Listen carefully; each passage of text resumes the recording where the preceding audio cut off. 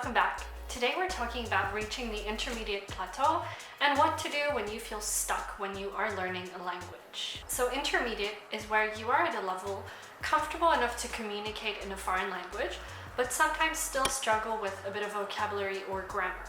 And the thing with the intermediate plateau is people are like, okay, I've reached a comfortable level where I can speak, I can communicate, and then you kind of stop studying very actively and you just kind of plateau. In your first 3 to 6 months of learning a language is completely new. So you're literally going from knowing nothing to being able to at least introduce yourself, order things, talk about yourself. That is super fast progress. Once you have all of that base, learning to speak about a bit more complex topics, that takes a lot of time and you feel that your progress is very slow.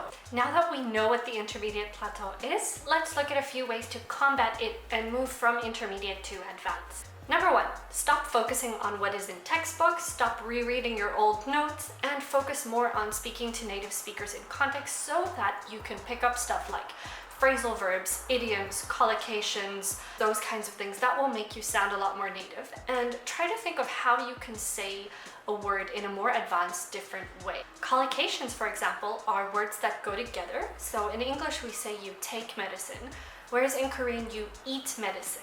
There's a Korean, a bird, oh my gosh. There's a Korean language learning blog I really like called Hanguk Drama. It's actually run by a girl in Singapore called Shanna. And she wrote something about collocations in Korean. And I agree with her in that how we learn it is we don't try and equate it to our native language, but we just learn it in the context of Korean. So what I mean, for example, is the collocation stop time. In Korean, there are many words to say stop. It could be 멈추다, 그만하다, 그만두다, 끝나다, 세우다. So, for example, to say the collocation to stop time in Korean is 시간을 멈추다. 멈추다 is only used in this context with time. You can't say 시간을 끝나다. And how both Shanna and I are learning Korean is that we don't equate it to English. So I don't look up the word stop and then I don't look up time and I put it together. I learn it as a set phrase. So now I know to say to stop time is 시간을 멈추다. On the topic of learning phrases in their entirety, is the concept of learning by chunking. There's a Japanese Instagrammer, and I think he has a YouTube channel called Japanese by Chunking. And I think this approach is absolutely wonderful because you are learning a set phrase and you will not need to worry about the word order or the grammar because you just learn the phrase as a whole concept. So what is a good thing for intermediate learners trying to move to advanced is to not try and break down every single word, but to learn set phrases so you can advance faster. This part of the video is also sponsored by Lingoda, which is an online language learning school, and I am actually learning Spanish through them. Why I'm mentioning them here is because they also teach by chunking, and it is a really immersive experience where you can learn a language much faster. So it helps you get from intermediate to advanced.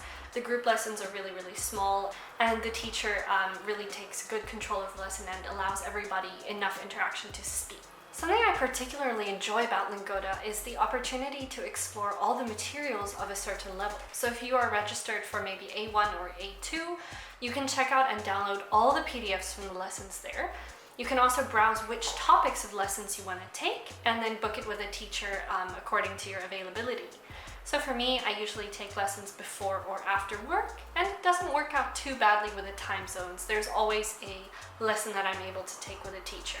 Lingoda is currently running a sprint, which can help you improve your language learning in just 3 months. The sprint runs from the 7th of January 2020 until the 5th of April. So if your language learning goals for 2020 are to pick up a new language like English, Spanish, German, French, or business English, then Lingoda is the place for you. Okay, how does the sprint work? Well, you can only take 1 class a day every day. So for the super sprint, you attend 30 classes a month for 3 months. And if you complete them all, you get 100% refund of your money. Then there's also the sprint, which is half of that. So you attend 15 classes a month for 3 months and you will get a 50% refund. Remember, registrations for the Lingoda Sprint closes on the 19th of December. To register, you need to pay a €49 deposit, but I have a surprise for you. It is a €10 discount. That would be equivalent to $11 US if you use my code SPRINT40. The link to register for the sprint is in the description. So if you're going to do it, please leave me a comment on which language you want to learn and what your goals are for 2020 and how can Lingoda help you reach those goals. Check it out. Try the sprint. Okay, let's move on to the next tip, and that is to start acting like you are a native speaker. So now you're comfortable enough to communicate in a language, but what is the next step? It would be to consume media and content in your foreign language. So if you have to maybe Google something or look up a tutorial or a recipe, and you're learning Japanese, for example, maybe do it through a Japanese search engine instead, like yahoo.jp. You can read books, articles, listen to the radio, the news, watch a movie, whatever, do it in your target language. But remember, you will only increase your fluency if you're using it as both an active and a passive study tool. So passive studying is just kind of maintaining your language, maybe listening to a podcast on the bus or reading a book without really taking anything in. The problem we intermediate learners have in our plateau is we will read a book, for example, and be like, okay, great, I understand it, let's move on. But what I'm trying to suggest is if you are reading a book in your foreign language, for example, try to look up those words, because it's very easy to just say like, okay, I get the gist of it, you understand in context. But you're never going to improve if you don't actually learn those specific advanced words that will really help you get to the next level. My next tip is to get your current level checked properly. I don't necessarily mean by taking a test, but what you can do is record a video of yourself speaking, or maybe write a blog post or a diary entry in a language just at your current level. Don't be looking up any new words. And maybe upload it for a native speaker to check. So if you're talking to a friend, generally they'll be okay if you make a mistake, and you will have a lot of mistakes that are ingrained in your speech already. So intermediate speakers will make mistakes, but it won't hinder the progress of a conversation. People will still be able to understand you. But if you really want to advance to the next level, you need to find someone who is willing to point out all the mistakes you make so that you can improve it and sound a lot more fluent. With this also comes the idea of learning synonyms. So you can get a thesaurus or just look up words online and replace the basic words that you use a lot. So maybe if you, let's say you have a blog or a digital journal where you can look up words, right?